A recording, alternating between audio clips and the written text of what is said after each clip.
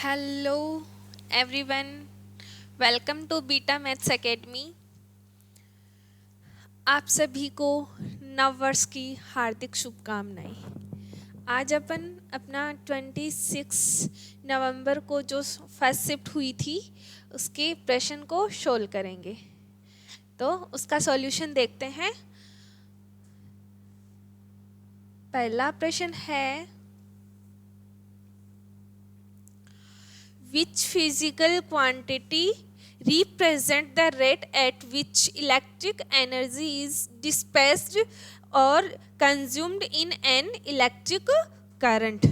कि ऐसी कौन सी भौतिक राशि है जो विद्युत परिपथ में विद्युत ऊर्जा के क्षय को दर्शाती है। तो इनमें देखो चार ऑप्शन दिए गए हैं, heat energy, electric power, electric energy और पोटेंशियल डिफरेंस। तो इसका आंसर क्या होगा कि ऐसी कौन सी भौतिक राशि है जो कि विद्युत परिपथ में विद्युत ऊर्जा के क्षय को दर्शाती है। तो उस भौतिक राशि को कहते हैं heat energy,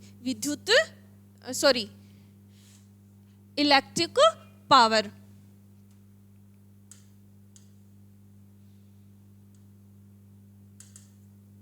answer B is the correct answer, विद्युत शक्ति।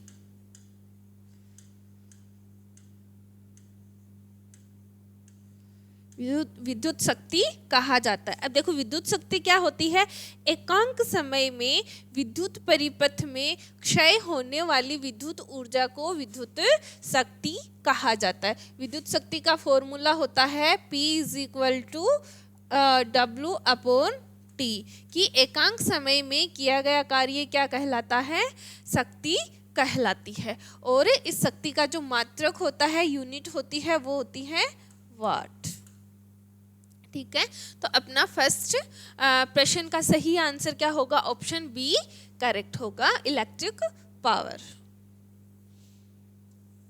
अगला प्रश्न है, एक कार समान दिशा में कार्यरत बल की क्रिया के तहत दूरी s के लिए एक विशेष दिशा में एक समान वेग के साथ गतिमान है। बल के द्वारा किया गया कार्य क्या होगा। इसमें अपन को क्या पूछी है, कार्य पूछा गया है कि कितना कार्य करा गया है। अब देखो यहाँ पे क्या दिया गया, समान दिशा दी गई है, दोनों की दिशा क्या है, समान है, मतलब एक दूसरे के पैरेलल चल रही हैं ये दोनों। ठीक है, एक कार समान दिशा में है। तो अब देखो बल कितना दिया गया है, F, दूरी क्या है, S दी गई है, विशेष दिशा में एक समान क्या है, वेग है, वेलोसिटी क्या है, समान है। तो अब देखो जो कार्य होता है, वर्क होता है, उसका फॉर्मूला जो होता है F S कोस थीटा, ये इसका क्या होता है, फॉर्मूला होता है। ये क्या है, एक अदिश राशि है, कार्य क्या होता है, एक अदिश राशि होती है। तो अब देखो समान दिशा में है, मतलब इसी दिशा में क्या है, बल की क्रिया के तहत दूरी के लिए एक विशेष दिशा में, मतलब तो F और S दोनों एक ही दिशा में है, मतलब समान दिशा में है। समान दिशा में होगा तो कोस थीटा अपना क्या होएगा, 0 डिग्री होएगा। तो W = F S कोस 0। तो कोस 0 क्या होता है, 1 होता है। तो W = F S होगा। तो इसके अकॉर्डिंग अपना आंसर कौन सा सही होगा, option C is the correct answer. Option C क्या होगा, सही होगा। फिर अगला प्रश्न देखते हैं। हाँ,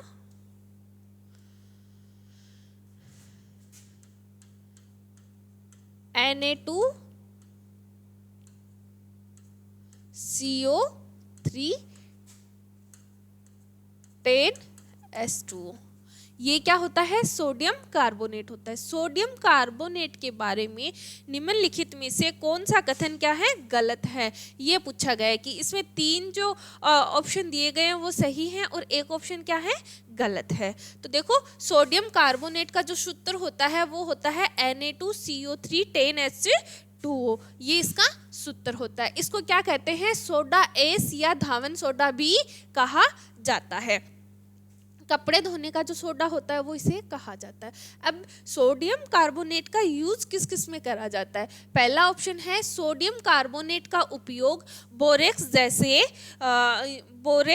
जैसे सोडियम यौगिकों के उत्पादन में करा जाता है। तो सोडियम बोरेक्स का जो सूत्र होता है वो होता है Na2B4O5 और H2O। ये बोरेक्स का क्या होता है?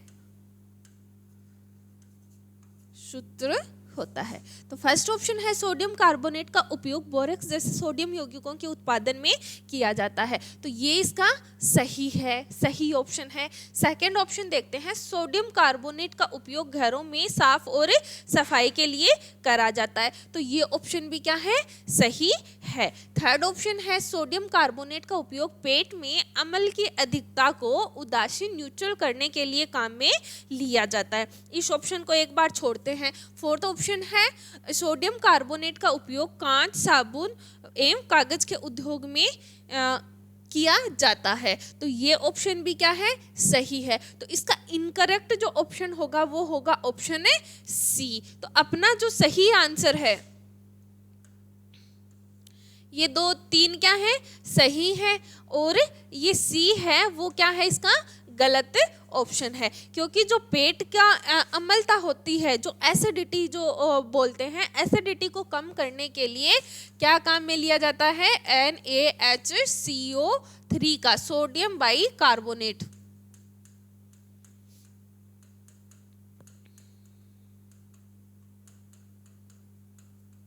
सोडियम बाई कार्बोनेट का यूज करा जाता है। तो इसके अकॉर्डिंग जो अम्ल होता है ना, HCl सीक्रेट किया जाता है। स्टमक की वॉल से ऑक्जेंटिक सेल होते हैं, उसके द्वारा HCl का सीक्रेशन करा जाता है। तो इस HCl जब ज़्यादा मात्रा में सीक्रेट हो जाता है तो क्या हो जाता है? एसिडिटी हो जाती है। और इस एसिडिटी को कम करने के लिए क्या काम में लिया जाता है? NaHCO3 काम में लिया जाता है। सोडियम बाई कार्बोनेट का यूज करा जाता है। अगला प्रश्न है, कौन सा कोशिकांग कोशिका द्रव्य के विभिन्न क्षेत्रों में परिवहन के लिए चैनल के रूप में कार्य करता है? तो देखो कि जो न्यूक्लियस होता है, एक क्या होती है? सेल होती है, कोशिका होती है। कोशिका में क्या होता है? न्यूक्लियस होता है। तो कोशिका के जो विभिन्न क्षेत्र होते हैं, उस विभिन्न क्षेत्रों में पदार्थों के परिवहन के लिए चैनल के रूप में क्या काम में लिया जाता है? तो देखो ये जो न्यूक्लियस होता है, इसमें भी क्या होती हैं? बाहरी झिल्ली और आंतरिक झिल्ली और बाह्य झिल्ली 2 पाई जाती हैं। ये डबल मेम्ब्रेन होता है। तो बाह्य झिल्ली से ऐसे है ना, इससे क्या जुड़ी हुई होती है? क्या जुड़ी हुई होती है? एंडोप्लाज्मिक रेटिकुलम जुड़ी हुई होती है। और ये जो एंडोप्लाज्मिक रेटिकुलम होती है, ये क्या होती है? 2 प्रकार की होती है। एक होती है SER, एक होती है RER। SER होती है स्मूथ एंडोप्लाज्मिक रेटिकुलम, और RER क्या होता है? Rough endoplasmic reticulum. जो RER होता है, रफ जो होती है, उस पे क्या होते हैं? राइबोसोम प्रेजेंट होते हैं। तो इस पे ये ऐसे राइबोसोम प्रेजेंट होते हैं। और जहां पे राइबोसोम प्रेजेंट नहीं होते हैं वो क्या होती है? SER स्मूथ एंडोप्लाज्मिक रेटिकुलम होती है। जो RER होती है उसका कार्य क्या होती है? प्रोटीन सिंथेसिस का करना। और SER होती है उसका क्या कार्य होता है? लिपिड एंड स्टीरॉयड का सिंथेसिस करना।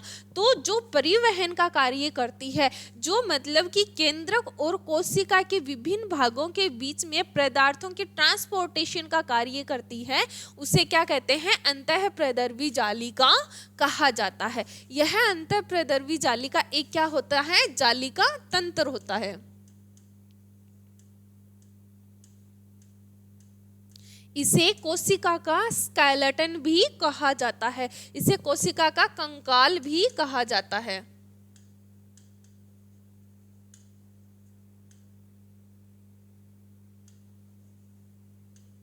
स्केलेटन ऑफ सेल, कोशिका का कंकाल भी कहा जाता है, क्योंकि ये किसका कार्य करती है, पदार्थों के परिवहन ट्रांसपोर्टेशन का कार्य करती है। तो option A is the correct answer. हरित लवक क्या करता है, पीएस का कार्य करता है कि प्लांट्स के जो ग्रीन पार्ट होते हैं वहाँ पे प्रेजेंट होता है और फोटोसिंथेसिस के क्रिया के द्वारा फूड फॉर्मेशन करता है। माइटोकॉन्ड्रिया जो होता है वो क्या होता है, power house of the cell होता है, कोशिका का जो ऊर्जा ग्रह जिसे कहा जाता है वो माइटोकॉन्ड्रिया को कहा जाता है। और जो लाइसोसोम होता है वो क्या करता है, जो कोशिका के पूरा का पूरा जो वेस्टेज होता है उसको गलाने का कार्य करता है, इसे कोशिका का एटम बम भी कहा जाता है। ठीक है, तो अपना ऑप्शन ए सही होगा। अगला प्रश्न है, रक्त शरीर के शेष भागों से कार्बन डाइऑक्साइड में छोड़ने के लिए लाता है, कि जो ब्लड होता है वो अपनी पूरी बॉडी से CO2 को लेता है और ला के कहाँ छोड़ता है। तो जो ब्लड होता है वो पूरे शरीर से CO2 को तो लेता है और कहाँ छोड़ देता है, कुपिका एल्वियोलाई में। एल्वियोलाई में जो लंग्स में होती हैं, unit of structural and functional unit of lungs क्या होती हैं, एल्वियोलाई होती हैं। जो फेफड़े होते हैं उनकी संरचनात्मक और क्रियात्मक इकाई जो होती है वो होती है कुपिका। तो इस कुपिका में जो ब्लड होता है इसकी वॉल के पास, क्योंकि जो ब्लड प्योर होता है वो कहाँ पे, जो हेड होता है वो क्या करता है, ब्लड को पंप करने का कार्य करता है, और जो किडनी होती है वो क्या करती है, ब्लड को फिल्टर करने का कार्य करती है, और जो लंग्स होते हैं वो क्या करते हैं, ब्लड को प्योरीफाई करने का कार्य करते हैं। क्योंकि जो CO2 होती है, ब्लड क्या करता है, ब्लड ही तो अपने शरीर में सभी जगह पे जो O2 को और अदर मिनरल्स होते हैं उनको पहुंचाने का कार्य करता है। तो जो मतलब ब्लड होता है वो क्या करता है, CO2 युक्त अशुद्ध रक्त होता है उसको कहाँ पे लेके आता है, लंग्स तक लेके आता है। और लंग्स में जो एल्वियोलाई होती हैं, अपन जैसे ही सांस लेते हैं तो अपन क्या करते हैं, O2 अंदर लेके जाते हैं और CO2 बाहर की तरफ छोड़ते हैं। तो जो ब्लड लेके आता है और CO2 को वो किसको दे देता है, एल्वियोलाई को दे देता है, और फिर एक्सपीरेशन की क्रिया के द्वारा बाह्य श्वसन के माध्यम से उस CO2 को शरीर से बाहर निकाल दिया जाता है, और O2 को वहां से ब्लड लेता है और शरीर के विभिन्न भागों में जहां पे आवश्यकता होती है वहां पे पहुंचा दिया जाता है। तो इसका ऑप्शन क्या होगा, बी सही होगा। B is the correct answer. अगला प्रश्न है, यदि कोई व्यक्ति दूर की वस्तुओं को स्पष्ट रूप से देख पाता है और पास की वस्तुओं को स्पष्ट रूप से नहीं देख सकता है तो नेत्र दोष का कौन सा दोष को उपयोग करके किस मतलब लेंस का यूज करके उस नेत्र दोष को सही किया जा सकता है। तो एक तो देखो क्या होता है, शॉर्ट साइट, एक होता है लॉन्ग साइट। ठीक है, शॉर्ट साइट मतलब क्या होता है, निकट दृष्टि दोष। एक होता है दूर दृष्टि दोष। ये दोनों क्या होते हैं, जस्ट एक दूसरे के अपोजिट होते हैं। जैसे निकट दृष्टि दोष है, सबसे अपन को क्या पता चल रहा है, मतलब उसको निकट की वस्तुएं स्पष्ट दिखाई नहीं देती हैं, बट क्या होता है, उल्टा होता है। निकट दृष्टि दोष में क्या होता है, निकट के जो ऑब्जेक्ट होते हैं वो स्पष्ट दिखाई देते हैं, और जो दूर के होते हैं वो स्पष्ट दिखाई अस्पष्ट दिखाई देते हैं। ठीक है, और वैसे दूरदृष्टि दोष है उसमें क्या होता है, जो दूर की वस्तुएं होती हैं जो निकट के होते हैं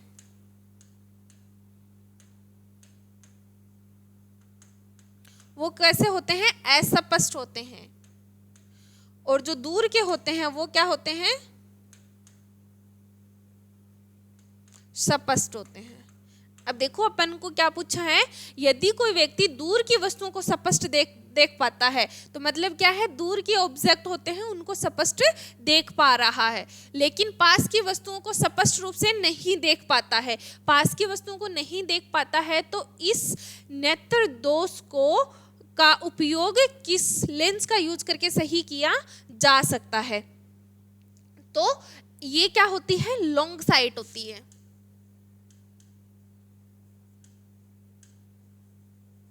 क्या होता है, दूर दृष्टि दोष।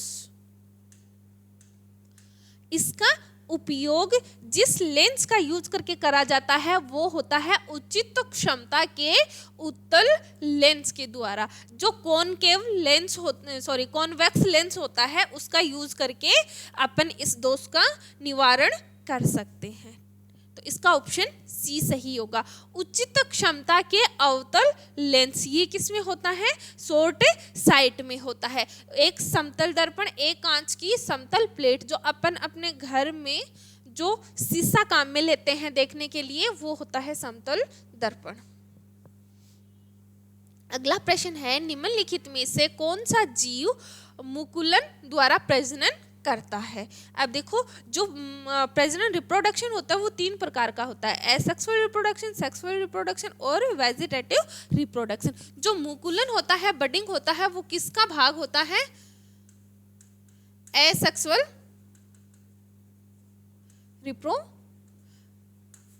रिप्रोडक्शन का पार्ट होता है।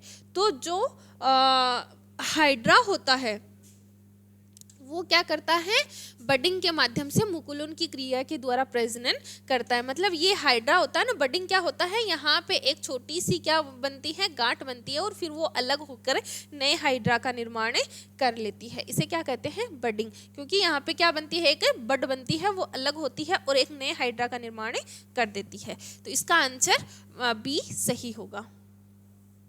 अगला प्रश्न है, निम्नलिखित कथन के लिए सही नियम का चयन कीजिए। किसी रासायनिक अभिक्रिया के दौरान द्रव्यमान का न तो सृजन होता है और ना ही विनाश होता है। मतलब जो रिएक्टेंट होते हैं, रिएक्शन के माध्यम समीकरण होती है, उसमें जो रिएक्टेंट होते हैं और क्या होते हैं, प्रोडक्ट होते हैं। अभिकारक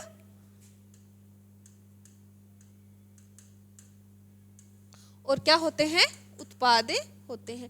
इन दोनों का द्रव्यमान, मतलब मान लो इसका द्रव्यमान 50 है और इसका द्रव्यमान भी क्या है, 50 है, दोनों का इक्वल रहता है, ना तो नया जुड़ता है और ना ही कम होता है। तो इसके लिए किस नियम का चयन किया जाता है? तो इसके लिए सीधा ही इसमें लिखा हुआ है ऑप्शन सी, द्रव्यमान के संरक्षण के नियम के अकॉर्डिंग इस अभिक्रिया के लिए इस नियम का चयन करा जाता है। तो ऑप्शन सी होगा कि अभिक्रिया हो गई, रिएक्शन से पहले, बिफोर रिएक्शन, द्रव्यमान का ना तो सृजन हुआ और ना ही इसका विनाश हुआ, मतलब ना तो जुड़ा और ना ही कम हुआ। देन फिर समीकरण होने, रिएक्शन होने के बाद में ना तो द्रव्यमान का मतलब सृजन हुआ और ना ही विनाश हुआ, मतलब ना कम हुआ ना ज़्यादा हुआ।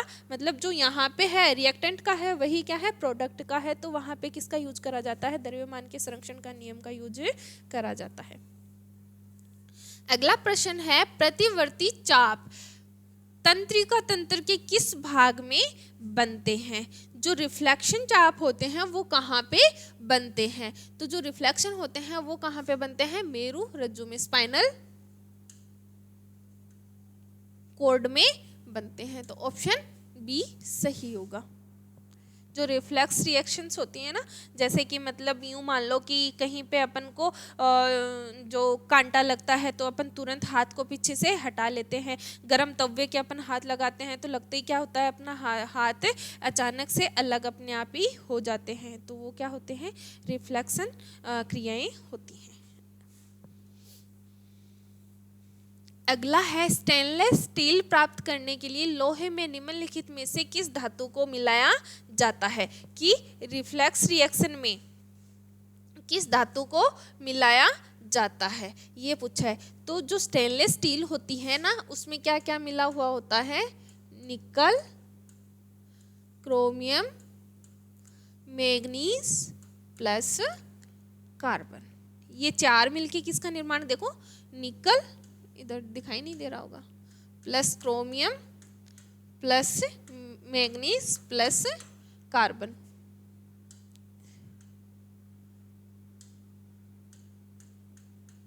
ये मिलके किसका निर्माण करते हैं, स्टेनलेस स्टील का निर्माण करते हैं। तो अपन को इसमें दो धातु दी गई है, तो इनमें से चार देख लो, दो किसमें है, nickel plus chromium, option A ही अपना क्या हो गया, सही हो गया। ये क्या है, निकल प्लस जिंक, और ये क्या है, निकल प्लस एसेंटिन, और ये क्या है, निकल प्लस कॉपर, और ये क्या है, निकल प्लस क्रोमियम। तो देखो इसमें चार धातु है, इनमें दो धातु दी गई है, तो ऑप्शन ए अपना क्या होगा, करेक्ट आंसर हो जाएगा। अगला प्रश्न है, फ्लेमिंग के वाम हस्त नियम में मध्यमा अंगुली किस भौतिक राशि को दर्शाती है। कि फ्लेमिंग ने एक लेफ्ट हैंड का रूल दिया था इस तरीके से, मतलब ये तीनों एक दूसरे के क्या रहते हैं, परपेंडिकुलर रहते हैं, एक दूसरे के लंबवत रहते हैं। जो अंगूठा होता है वो किसकी दिशा को बताता है, बल की दिशा को बताता है, और जो ये तर्जनी होती है वो किसकी, चुंबकीय क्षेत्र की दिशा को बताती है, और ये जो मध्यमा होती है वो किसकी दिशा को बताती है, धारा की दिशा को बताती है। देखो अंगूठा, तर्जनी और मध्यमा। तो अंगूठा होता है वो किसकी दिशा को बताता है, बल की दिशा को बताता है, एफ की दिशा को बताता है। फिर क्या है, तर्जनी, तर्जनी जो होती है वो किसकी दिशा को, चुंबकीय क्षेत्र की दिशा को बताती है, बी, ठीक है। और जो मध्यमा होती है वो किसकी दिशा को बताती है, सॉरी,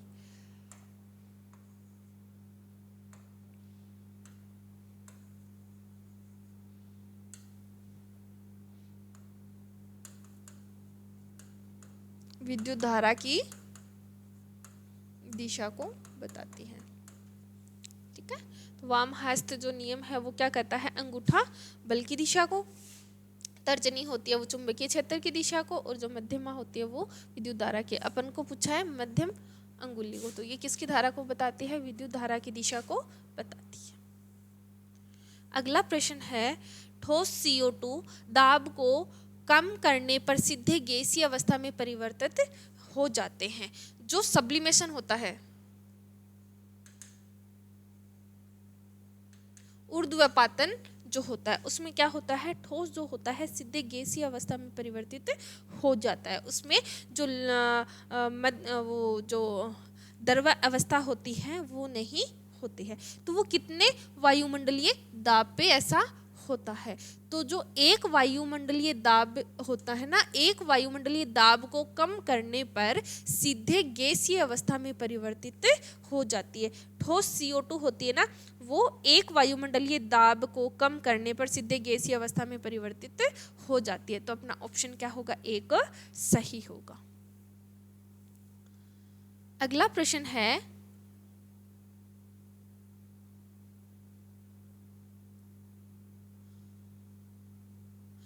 प्रश्न है, फेरस सल्फेट को गर्म करने पर निम्नलिखित में से क्या प्राप्त होता है। फेरस सल्फेट देखो FeSO4, इसको गर्म करते हैं, गर्म करने पे अपन को क्या प्राप्त होता है, फेरिक ऑक्साइड Fe2O3 प्लस, और क्या होता है, SO2 होता है, प्लस और क्या होता है, SO3 होता है। तो देख लो कौन सा ऑप्शन सही है, option B is the correct answer. Option B क्या है, ferric oxide Fe2O3 plus SO2 plus SO3। तो अपना ऑप्शन बी क्या होगा, करेक्ट होगा।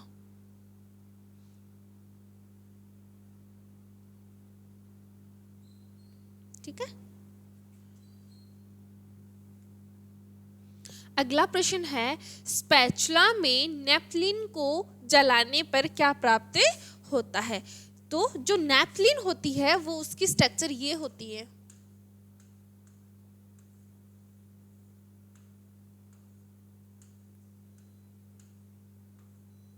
ये क्या होती है, नेप्थलीन होती है। दो बेंजीन वलय जुड़ के नेप्थलीन का निर्माण करती है, नेप्थलीन को बनाती हैं। और नेप्थलीन होता है वो क्या होती है, नॉन सैचुरेटेड हाइड्रोकार्बन होती है।